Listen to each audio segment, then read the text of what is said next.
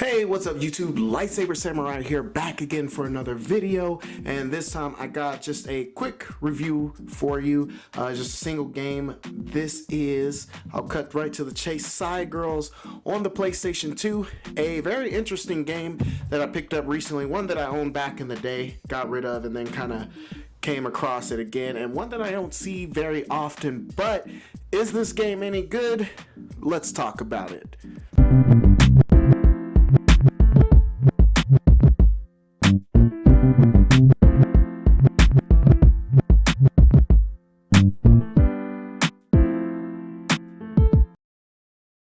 Alright, so if you check me out here, I am in full on studio podcast mode right here, and this is kind of an interesting setup that I've got going on here, and one that it was a DIY project, and one that I did super cheap. So if you'd like to see a quick tutorial on how I set this up, just go ahead and leave that down in the comment section below. But going back to the video game in question again, Side Girls by Konami on the PlayStation 2. This game advertised two separate adventures. It came on 2 discs, and it was, I can't remember what the motto of this was. It was like 2 disc, 1 huge adventure, something like that. But that being said, each disc is its own separate game. You'll play as Ice on disc 1 and Asuka on disc 2. Ice is kind of the gun-wielding kind of secret agent, and Asuka is more of like your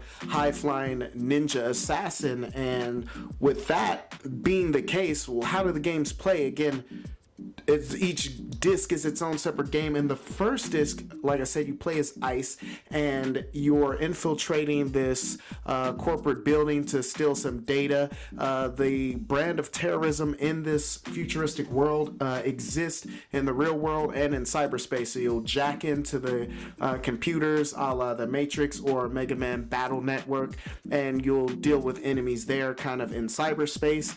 And that's pretty cool. Because of that, again, it's kind of like a virtual reality world, and so they can do a lot with the level design. They can be very diverse. You'll be in caves, and then you'll be in, like I said, in high-rise corporate buildings. You'll be in outer space. A lot of cool things just with the diversity of the missions and of the environments. The gameplay itself, again, playing as Ice, it's kind of a third-person cover-based shooter. Not the most refined one, but it plays pretty well. You'll kind of sneak around, and it's not 100% stealth, but you can get the drop on the enemies and, release the initial attack. In some cases, you can kill them before anybody else is alerted, so there is that.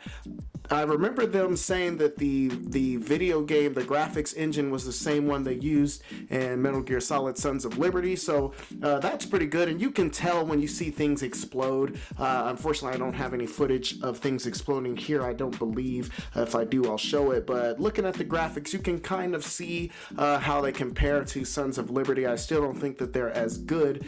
I think this game had a little bit of a lower budget, but the game looks pretty good and runs pretty good. Again, with Ice, basic attacks so far, from what I played so far, she just seems to have her pistol, and the combat is very basic. Unfortunately, she doesn't have any melee attacks really that she can pull off, but she kind of has this stylized, pop out of cover when she shoots, so she'll get low, and sometimes she'll strike a pose, kind of like PN number 3 if you've seen that on the GameCube. So kind of a thing like that. I thought it was pretty entertaining. It's not the best game that I've ever played, but it's certainly not the worst.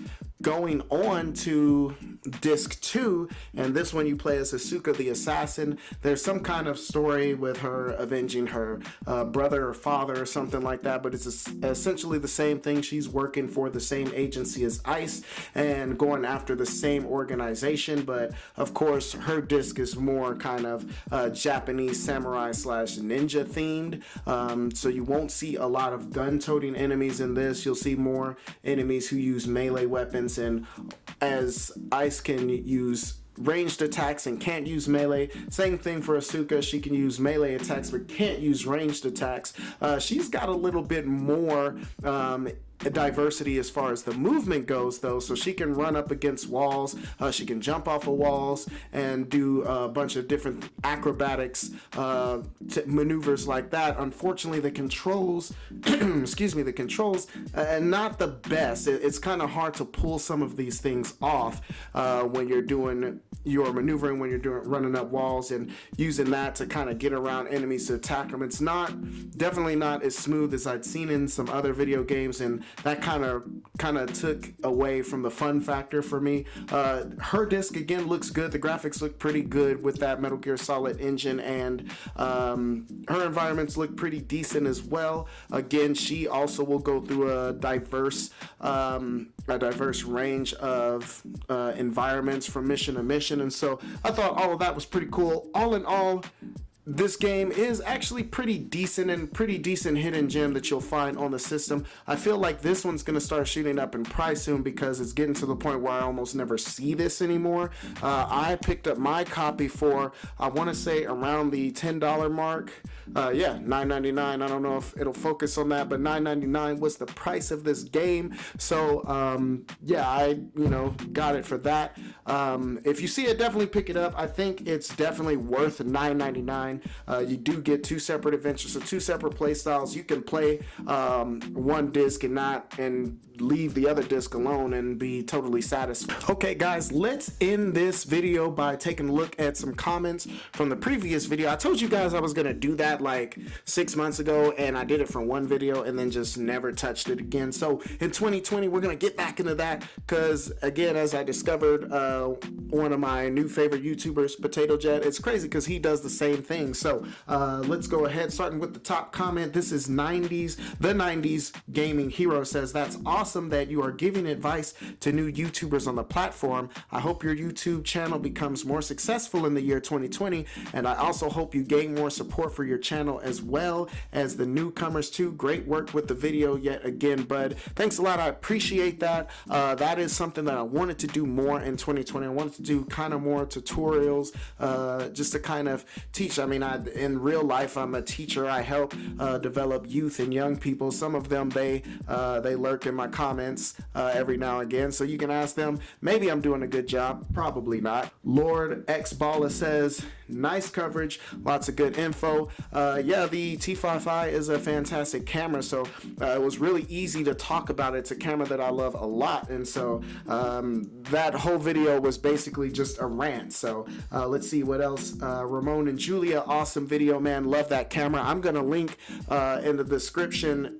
I gotta go back and link his video, Ramon and Julia, both of them, because while I was searching for T5i videos when I first bought the T5i, theirs was the only video on the internet that was worth a damn. I mean, be honest, like the T5i videos that I saw, they showed what the camera was from a photography standpoint, but I wanted to do more vlogging, more YouTube stuff, and so their video captured that side the closest, and it wasn't super technical, which is what I tried to convey in my video as well. So let's see. Hood Gamers Video Game Show says, "Great show.